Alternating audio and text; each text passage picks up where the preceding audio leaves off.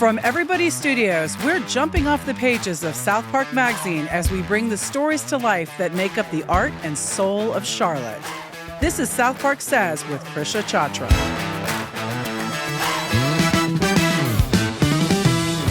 Well, pull up, turn it up, and take a seat. Our guest today may have a familiar voice, but off the air, she spends time helping find a voice for others while juggling a high-profile career, being active in the community, and raising a family with her husband, including an autistic child.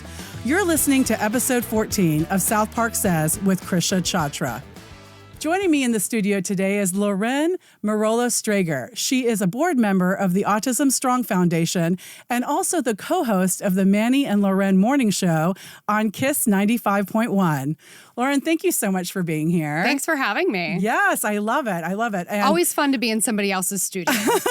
That's right, because you came straight from the show today, I did, right? yes. Is it recorded live? We are recorded live. Yeah. There's some segments that we have to record just because people do like to swear sometimes and we need the delay. Do a little beep. Yeah. But for the most part, I would say everything except for War of the Roses is live. Okay. Yeah. Okay, perfect. And it's actually, it is a morning show, so most of your listeners are commuters, I would imagine, right? Yeah, very much. Do you have a call-in? I've always wondered this, because people are listening to you in the car. Do you have a call-in element or an element where you do? Oh, yeah, totally. Okay. And just to keep things nice and confusing, we just moved studios, so we changed phone numbers too. Oh, you did? But the callers are such a big part of our show. It's the voice of the community, so we love to hear from them. Perfect.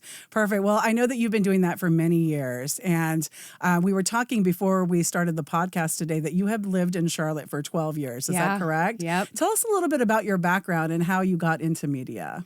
Well, honestly, I always knew I wanted to do something in media.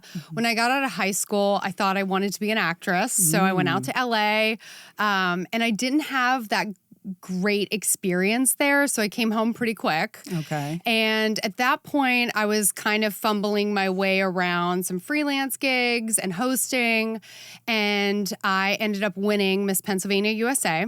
Wow. I got to compete. Beauty pageant winner here. Yeah. Do you still call it that? Is it still called a It's a pageant winner. It's a right. pageant. Yeah. And I was able to compete at the nationally televised Miss USA pageant. Wow. Yes, it was when Donald Trump owned it. That's right. Back in the day. And I placed in the top 5. Congratulations. Thank you. But That's a big deal. That is what opened the door in media for me. I always see every opportunity as a stepping stone for something else. And when I went to Miss USA, I made sure that I had business cards, I had my media kit, my reel was done, and I distributed it to anybody who would take it pretty much. Right. I ended up meeting a producer out there who was hosting a Pittsburgh Steelers show in Pittsburgh, which is where I was living. Right. And when I got home from Miss USA, auditioned for it and got the gig. So I did a TV show in Pittsburgh for a season. And then the Miami Dolphins, who I had cheered professionally for before I won Miss Pennsylvania USA, knew that I was doing sports broadcasting, invited me back to join their media that they were bringing in-house called the Finsiders. Okay. And that's kind of where I truly got to break into TV and radio. Wow, that's amazing. So it's interesting how you start out doing something, putting your energy into, in your case, the pageant life, and then you wind up getting an entire career out of it. That's different, but probably the same skill sets that you use. For sure. What do you think some of those skill sets for those that are listening who might be interested in, if they have, a daughter or a child who wants to pursue fashion, but also, is interested in a career in journalism? What are some of those skill sets that overlap? I'm just curious. I think the number one thing that I would give as a piece of advice to anybody is networking. I think networking is, it is important in the media world for sources. It is important to build relationships and keep relationships. And then I would say, probably number 2 and number 3 is to kind of have that easy way about you where you make somebody else feel very comfortable in order to have a great interview. Sure, absolutely. Howard Stern is like top tier, or Alex Cooper. They make their guests feel very natural, like they're like they've known each other their whole lives, and they get such great stories out of that. And I think that's really the key as far as media goes. That's right, because if you feel like you can relate to someone as you're talking to them, you're more apt to disclose things. And I think people kind of like people who aren't in the media, who are typically being interviewed, they also clam up a little bit because it's new for them, so you have to relax them to be able to get those stories out. How are you feeling right now? Good. Are you relaxed? Good. Yeah. I mean, So you we're and doing I a good go job. back, so. Yeah, we do. So actually, LauRen's husband, Dallas, is a high school friend of mine. We grew up in Blacksburg together and recently reconnected when I moved back here to Charlotte. So I've known Dallas for a while. And today is actually his birthday. Our air day, our taping date is actually his birthday. So it's wonderful that we can connect. But also it's interesting too to see how you two have really like made a name for yourselves in your own rights personally in this community. And we know that you are the host of the Maney and LauRen morning show, but you're also a big fixture in the autism community. Yeah. And so I want to touch base on that because April is Autism Awareness Month. Tell us a little bit about your foundation, Autism Strong Foundation. Yeah, so the Autism Strong Foundation, we are a relatively new foundation. We're only really like 10 years old. And our foundation first started as an AMRAP, a workout to raise money for people in the community.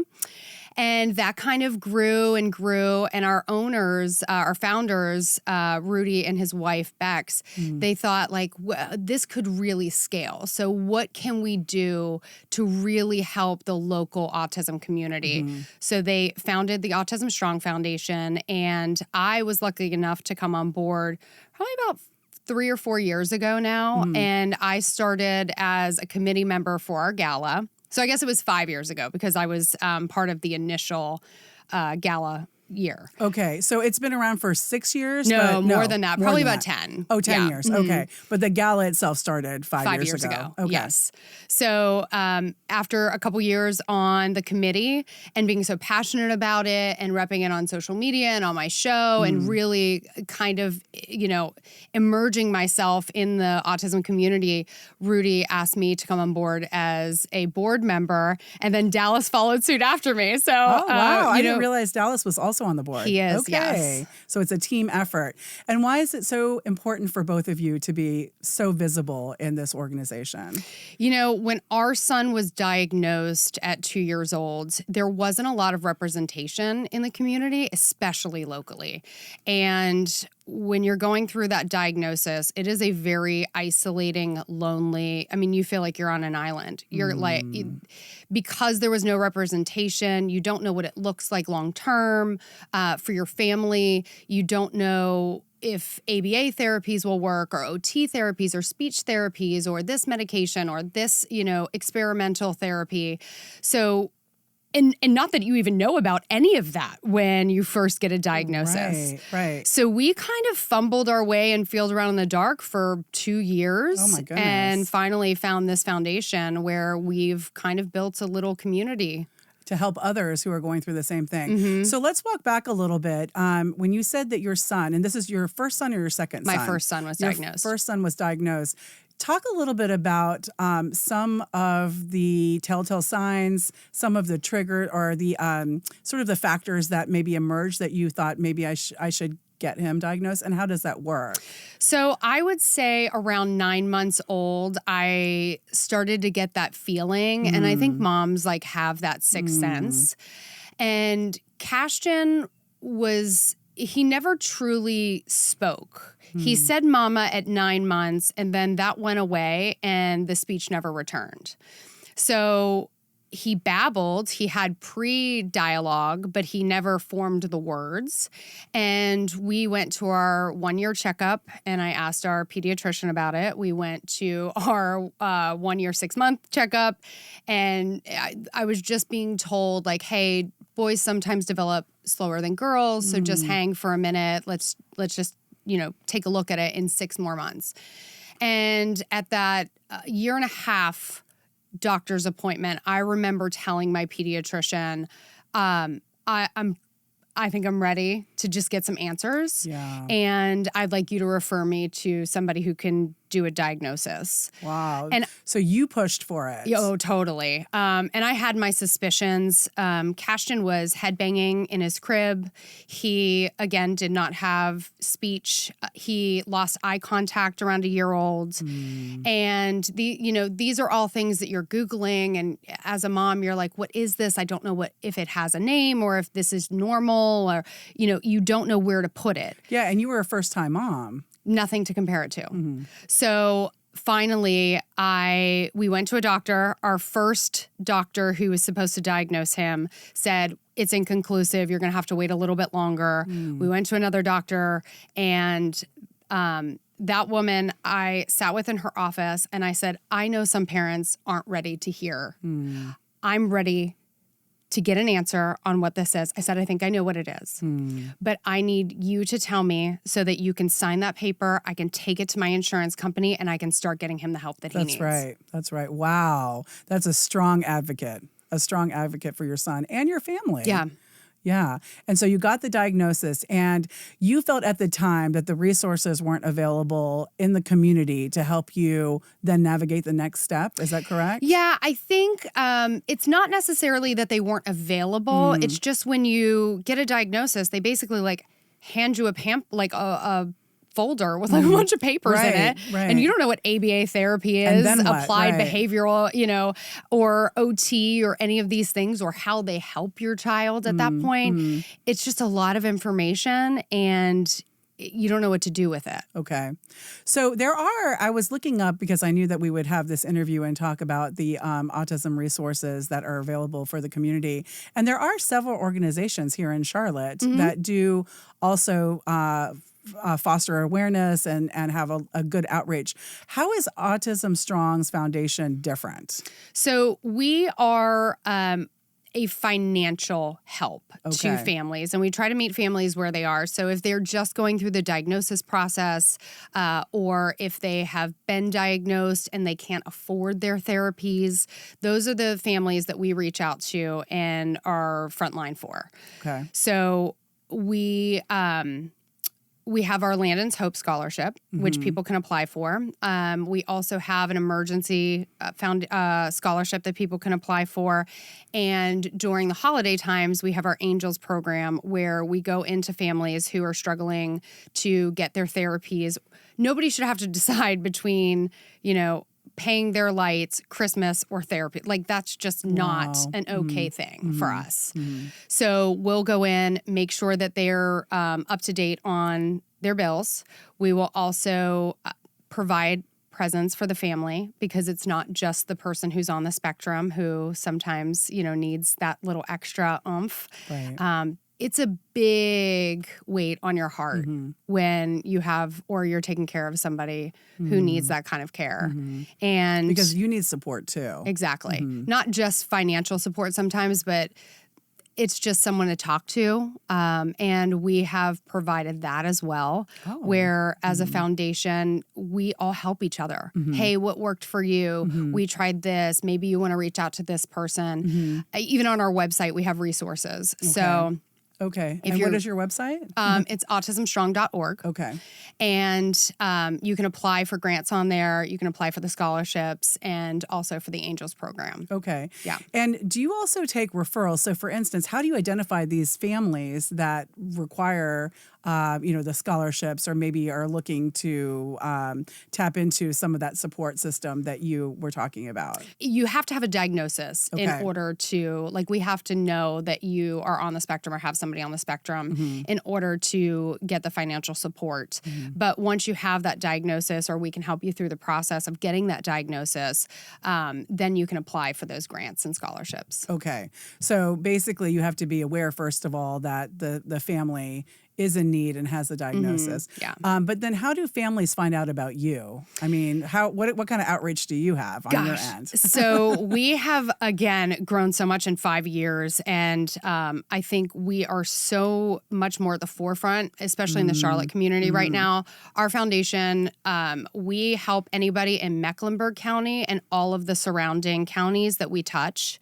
So in North and South Carolina, we also are helping some families in Raleigh and Asheville as well. Okay. So, it just kind of depends on where you are and like what we can do for you. Okay. Yeah. All right. Perfect. So I wanted to follow up on something that you said earlier about your gala and your outreach, those kind of programs. You just recently had, I think, the gala. Is that correct? We did, yes. And tell us a little bit about how much money you raised and what that's going to go toward.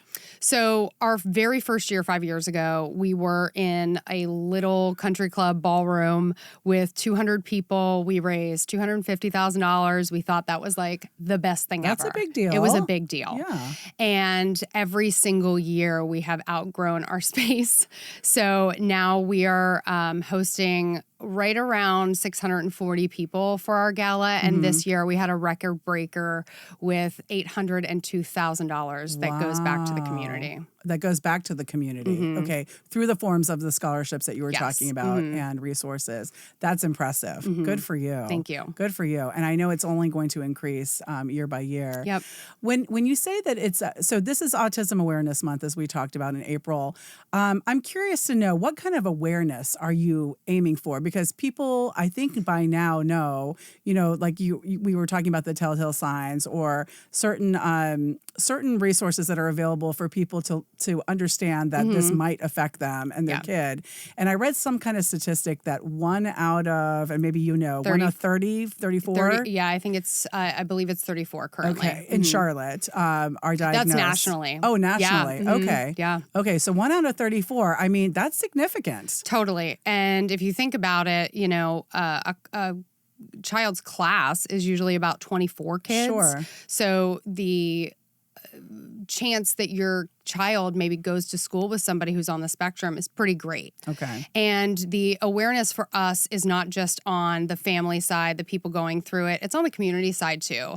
Because a lot of people don't know how to interact with a person who has been diagnosed.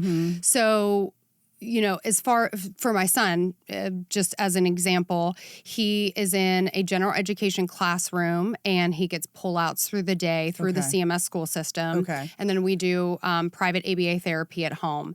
But his classmates have noticed that something is different about him at this point. We're in 3rd grade. Kids are starting to kind of form their little cliques. And it's hard for someone like Cash to make a buddy. Right. Because they aren't the typical neurotypical student. And when we teach children who go to school with somebody who is on the spectrum to include, that to me is the biggest win.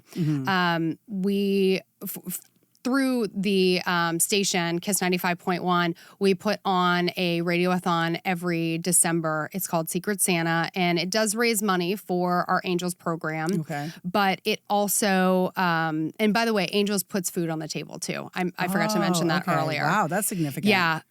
Anyway, that program, even though it's raising money, it's also raising awareness for an entire day on the radio. And that's my biggest thing is, it's so important to teach kids who are growing up today to include.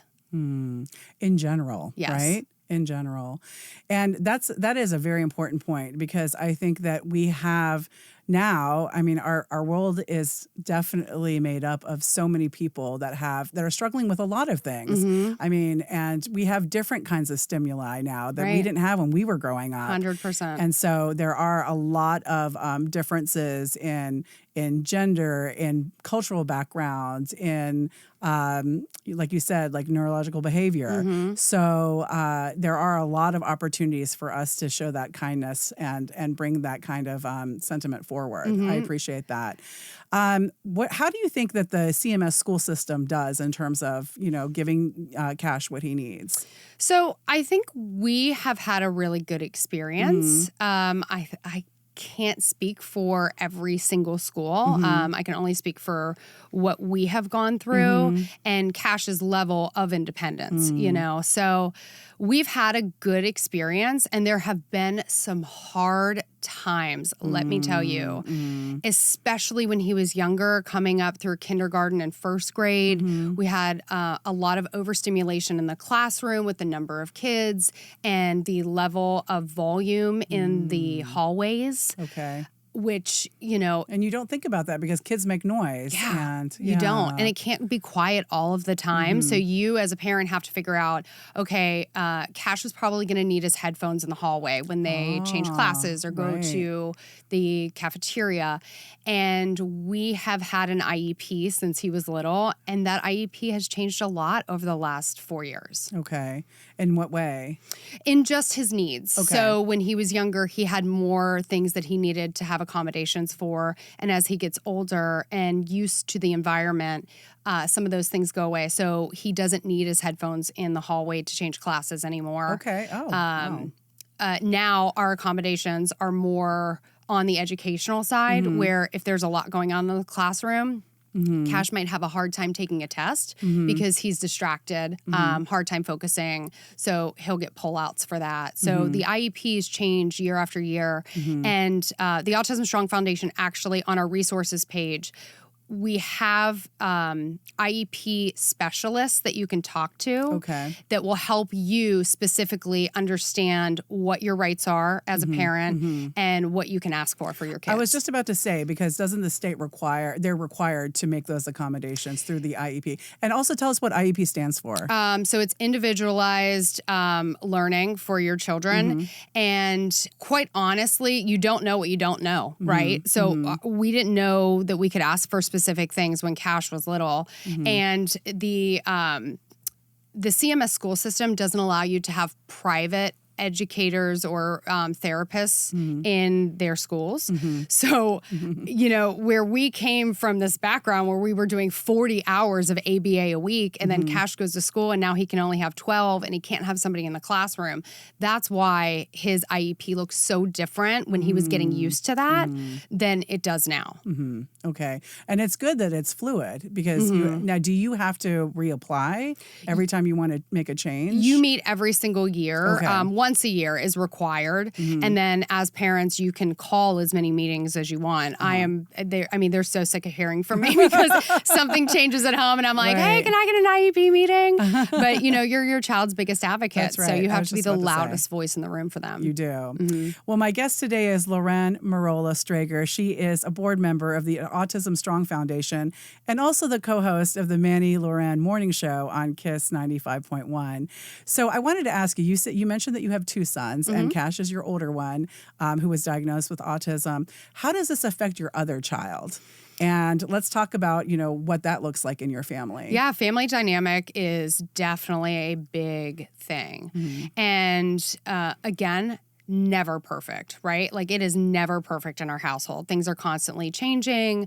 I realized at some point as a parent that my youngest thought I was giving more attention to Cash, who was on the spectrum, and he was acting out a little bit. And I'm going, I don't understand, you know. Yeah. I've literally raised you guys the same way. Why are you doing this? And I realized that he felt like I was giving, even though I wasn't giving more attention to one over the other, he felt like I was giving more attention. Cash gets pulled out of school, so he's home a little bit more than Jackson is. And what I learned to do as a parent was tell them when I was spending time with each of them. So interesting. If I was doing homework with Jackson and Cash would come over, I would say, Cashton, I'm working with Jackson right now. And that made Jackson feel special. And it also showed boundaries for Cashton that he needed to wait. Okay. So as a parent, I've kind of learned to be very aware of how they're feeling. That's wonderful because that was your insight and your instinct. But is there some kind of like training through maybe Autism Strong Foundation that would give mothers that kind of tip?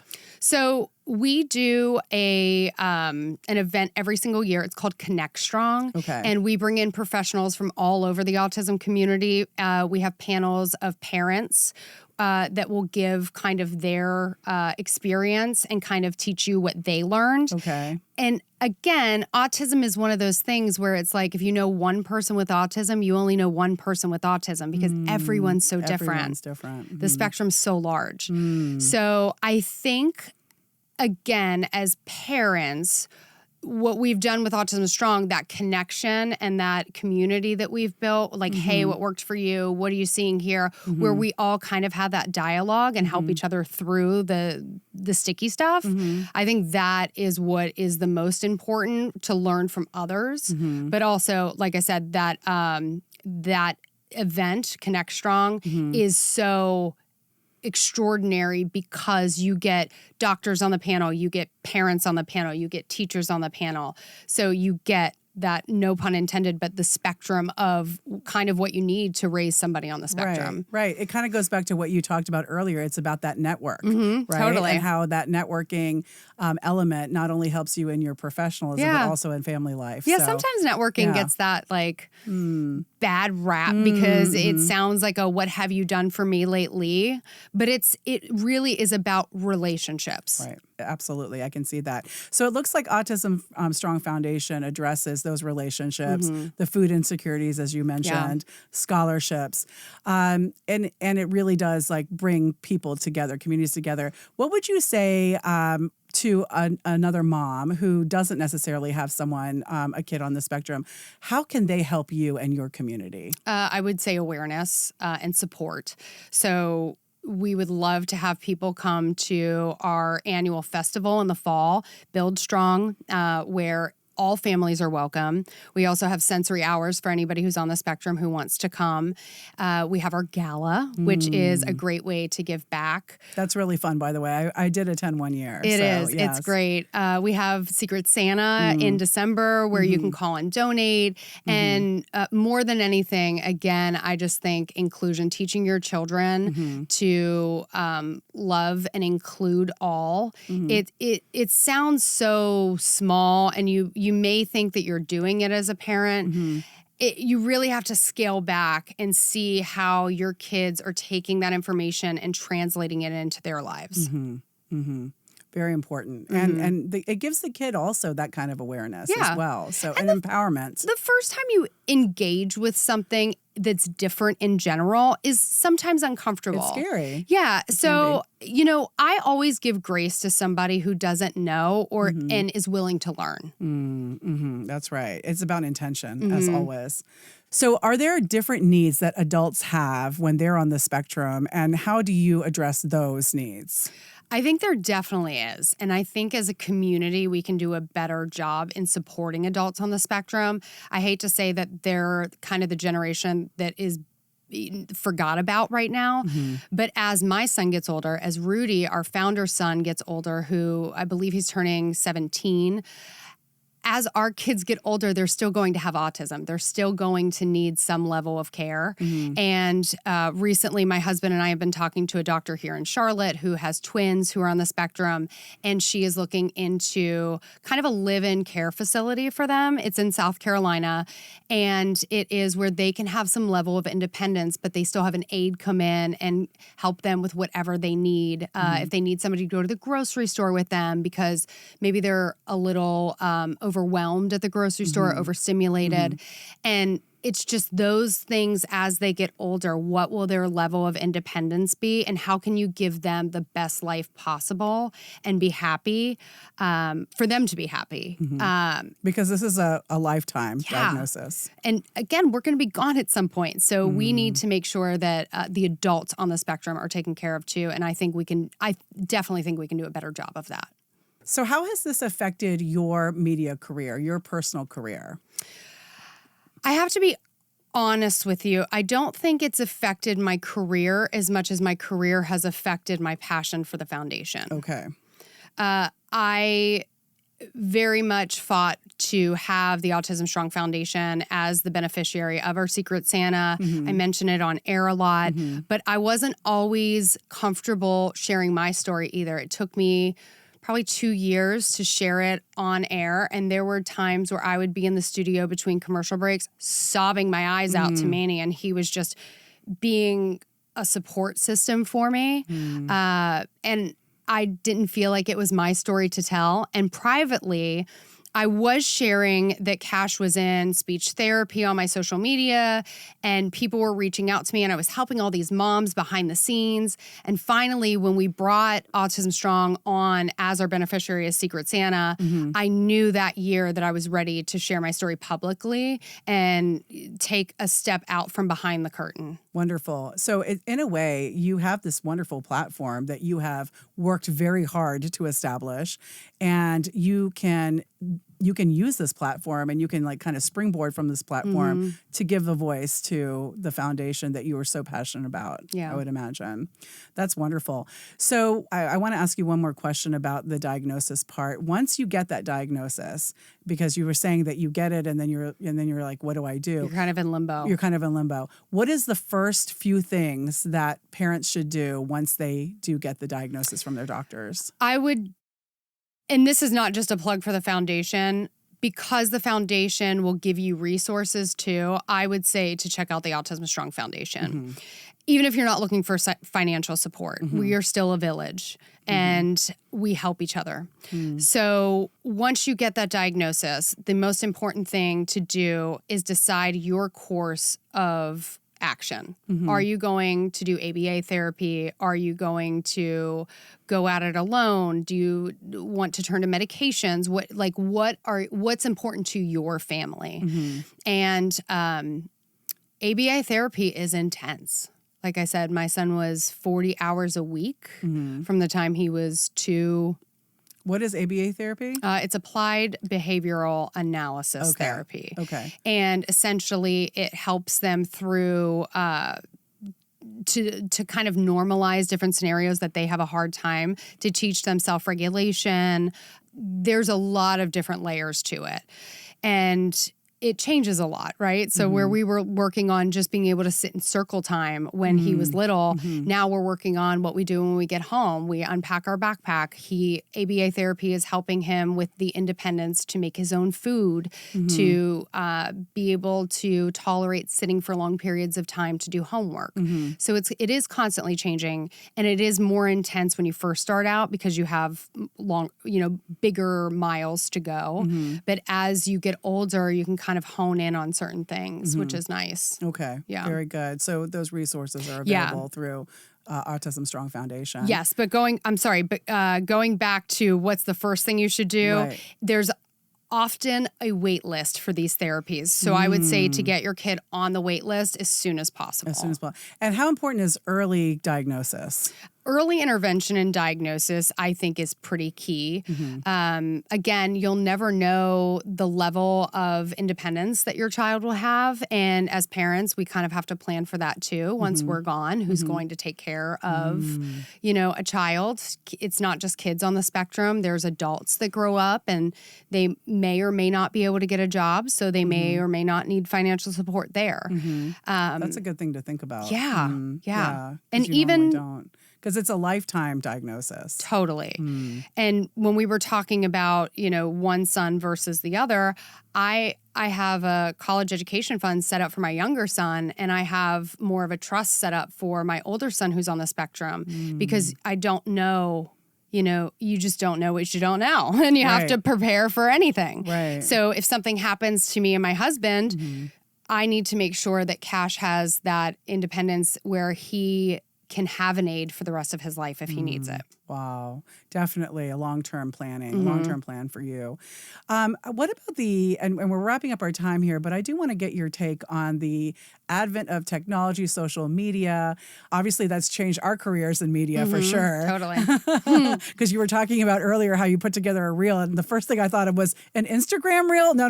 That's not, no, not like that. Not back then, but that would be something that we would have to do now to promote ourselves and our brand. How does that help or maybe even hurt? What is the challenges that maybe you see with social media, or how do you leverage social media to promote your cause. Oh, okay. I thought you were going somewhere different with that. So Well, to promote, tell me what you think. Tell me what you think. I thought you were going to say how like technology and social media impacts somebody on the spectrum, because Yeah, I do want to know about that. for my son, like he can't do a lot of screen time. It like irritates him sometimes. So we have to limit screen time in our house. I also, not to kind of get dark, but you know, there are creepers on the internet and I don't allow video games in my house because I don't like open circuits where people can be messaging. Anyone with a disability is at a higher rate to be taken advantage of by someone else. So I have to protect him in that aspect too. We have one video game in our house and it's Next Playground. It's closed circuit. The kids don't have a controller. They have to move their bodies. That helps with OT. And as far as how social media has affected how we do things, it's definitely brought Autism Strong to the forefront. So it has, you know, you have those back and forths with it. Yeah, exactly. It's a pro and a con. Yeah, totally. That's actually what I was trying to get at, is that I can imagine that it would heighten the awareness of your foundation and everything that you're trying to achieve. But I have heard that it's not necessarily great for people who are on the spectrum. Yeah. Why is that? I think it's just a stimuli that, you know, sometimes if there's too much of it, it kind of, like I said, irritates them where they have a hard time self-regulating. So my son might not headbang, but he kind of does this like head thrust thing. And I can tell when he's had too much screen time, he's doing that, or if he's tired, he's doing that. Okay, like a jerky movement. Yeah. So it's, I think, just being hyper aware as a parent and staying 2 steps ahead of your kids on what they can handle. Sure. And some people, you know, I've talked to people on the spectrum, or people who have children on the spectrum or teenagers on the spectrum who video game, and it works great for them because they can make friends. It is so individualized. When we are talking about autism, it is so different for every single person. And that, in a way, is a challenge. Yeah. And, you know, people often feel like when they receive a diagnosis or something different, you know, in their family, that they are alone. And here, I think what you're trying to say is that you have a community, but your experience is individualized. Yes, exactly. So I notice on your lapel, you're wearing a pin. Yes. And I'm assuming that has something to do with autism. It's a blue and teal pin for those of you who are just listening without the YouTube. But tell us what that means. It is a lion, and it is the logo of the Autism Strong Foundation. Okay. And why is that? The lion is strength. The lion overcomes a lot. So I think that was one of the things that Rudy, when he founded the foundation, he really wanted there to be strength behind the community. And he thought that that would be the perfect representation for what it is. Okay, perfect. Yeah. Well, we wish you all the strength and continued success in your journey. And thank you for sharing your time with us today. For more information about the Autism Strong Foundation, you can look on their website, autismstrong.org. Or you can go to SouthPark Magazine's website, southparkmagazine.com, to learn more about what's happening in the arts and culture of Charlotte. Thank you so much for listening.